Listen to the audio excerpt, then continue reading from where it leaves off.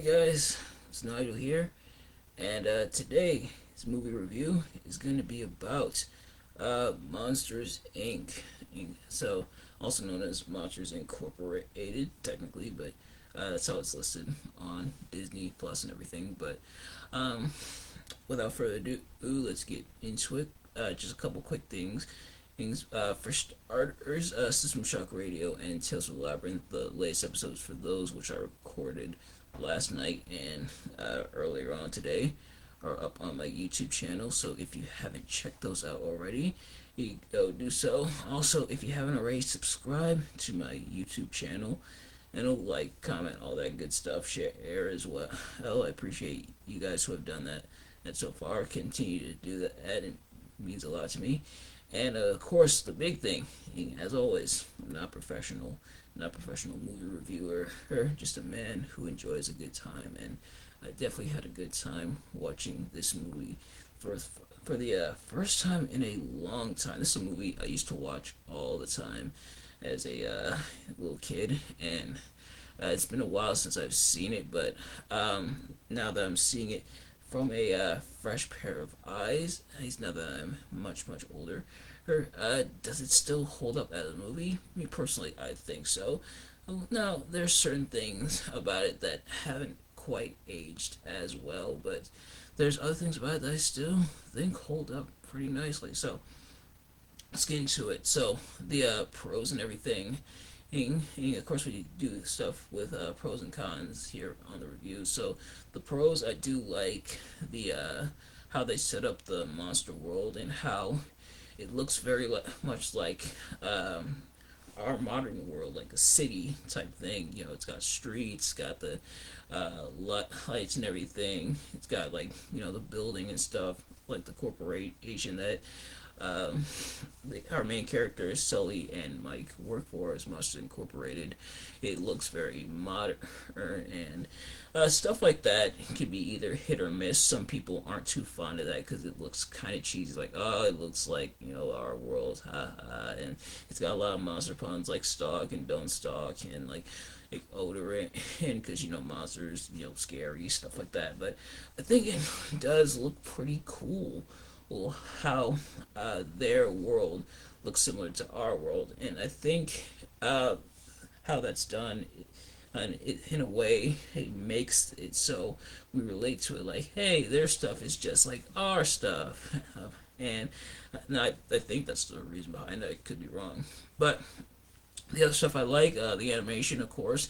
This is Pixar, so Pixar has always been known to have really solid animation, and this movie is no exception. It still looks really good, even over 20 years later. It's 21 years old, if I'm not mistaken. It came out in 2001, but the animation still holds up very well. Hell, and it doesn't surprise me yet. So 2001, it still holds up really well because that's just how Pixar does things like that, and I think that works pretty well. The animation looks gorgeous and everything, even for its time.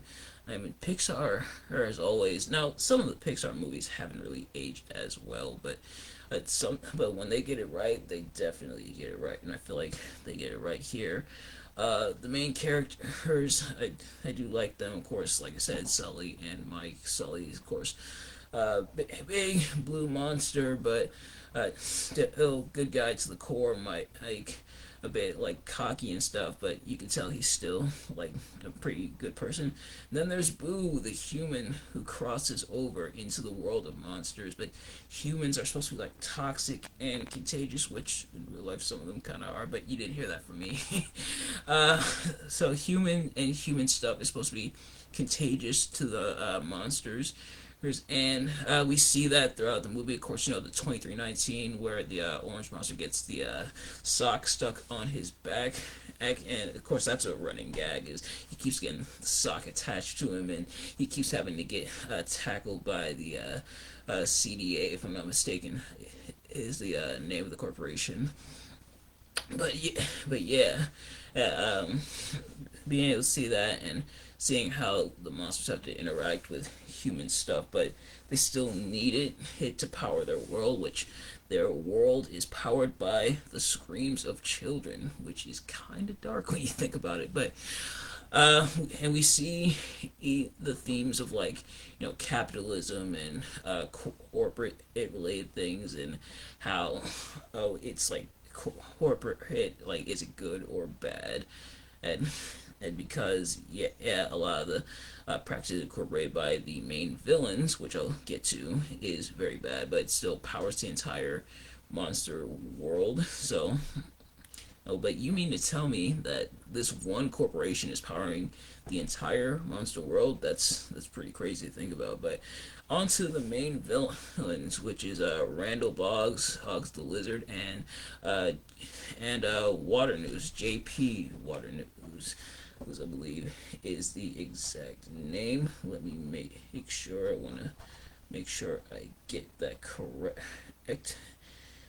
And but the main villains, I think, work for the most part, and I'll get into a little more. Henry J. News, my apologies.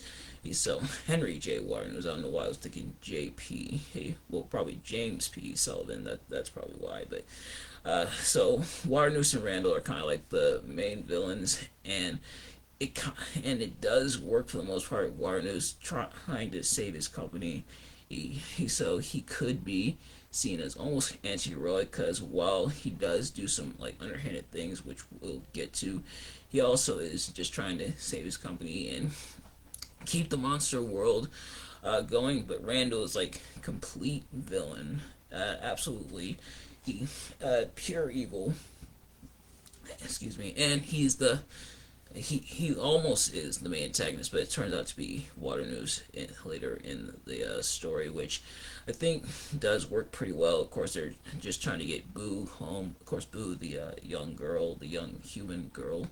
Well, they're trying to get her home, but Water News wants her, like, completely obliterated, so that she, or at least in their custody, pretty much, so that she doesn't, spill the beans and everything. But that wouldn't be too hard, because she kind of can't really talk. She makes, like, a lot of, like, sounds and stuff, but she doesn't really necessarily talk, if that makes any sense. But yeah, he doesn't want her spilling the beans, so he kidnaps her and says, "I'll kidnap 1,000 children, and before I let this company die," which, oh boy, it's pretty dark. Like, I forgot how dark this movie was until I watched it again. I was like, "Ooh, geez, this is a little dark." But uh, yeah, so, pretty decent story, all things considered. And the movie's not too long; it's about an hour and a half, I believe. So it's a nice little fun time. I mean, you're not there for too long, getting too invested in it, and it kind of ends with Sully getting reunited with Boo, even though he thought he'd never see her again and everything. Uh, but yeah, so pretty cool for the most part. Now, for the things I didn't really like about the movie as much, for starters, like, I feel like Water News, the twist that Water News is, like, villainous, and he's kind of in cahoots with Randall, I think comes a little too late into the movie, to the point where they're, they don't they kind of try to shoehorn all the, oh, look at all the villainous stuff Water News is doing, then, but it comes kind of late into the movie, to the point where it's like, okay, he's supposed to be the main villain, but he kind of doesn't feel like the main villain, if that makes sense. But Randall, he's been, like, villainous throughout the whole movie, but he ultimately gets taken out close towards the end of the movie, and then the attention's focused towards Water News. I feel like the Water News twist probably could have came a bit earlier in the movie, and they do drop subtle hints throughout the movies, such as, like, Water News being concerned that the company's folding, the new monsters they're bringing in aren't really, being scary, and he wants to save the company. There's a scream shortage, so he's got to save his company. He's got prevent the company from going under and prevent power from being lost in the monsters world. Well, but yeah, I do wish the twist came a little earlier. And the other thing is kind of the logistics behind how exactly it works in Monsters Inc. in terms of like energy and stuff. So they've just been using screams the whole time. It turns out laughter is also just as sustainable, if not more, than screams. And that's why hey, Monsters Inc. switches to like making kids laugh at the end of the movie, but they didn't figure that out earlier. Like once you sort of run out of a particular fuel, you should find a different type of fuel, which it's just sometimes they don't do in real life. But I feel like if there is, well they kind of do because we got like electric cars and stuff now. Oh, and they're switching to it, trying to switch to a different type of fuel, and stuff like that. That plant-based thing is in now, but that's more so like foods and stuff and other stuff. But in terms of fuel, well, they do have like electric and stuff. But yeah, they didn't figure out that like laughter or something else was powering it was having just as much energy as the screams. Kind of they just kind of went with that ad. They were so stuck like that. Like if your business is failing, you gotta switch to something else. Which I know easier said than done. And heck, Blockbuster is an example of that not always being the case. But I, yeah, I'm surprised they didn't switch. But the other thing is that the moral. Oh, so the thing about Disney movies is there's usually a type of moral well behind each movie, and Pixar is no exception. Oh, for Up, it's don't lose your sense of adventure. For Cars, it's not how to be so selfish. For The Incredibles, it's that family is everything. I feel like the moral I think there is one for Monsters Inc., but I feel like it's not incredibly obvious. It's like it's more of like you more have to really search for it, which I think is a bit of a detriment. And now the close thing I can find to a moral is a don't stay stuck in your ways, I guess, because how they were producing energy wasn't really working anymore, and they didn't think to switch to a different type of energy such as like laughs and stuff. So I think that might be the moral. Oh, but the other moral, well, that I kind of got from the movie, he was not, is not to be like greedy and stuff and stay away from like corporate greed and stuff like that. But it gets a little muddled, I feel like, and it's not entirely obvious what exactly it is. But maybe that's just me. Maybe I just didn't get it while I was watching the movie.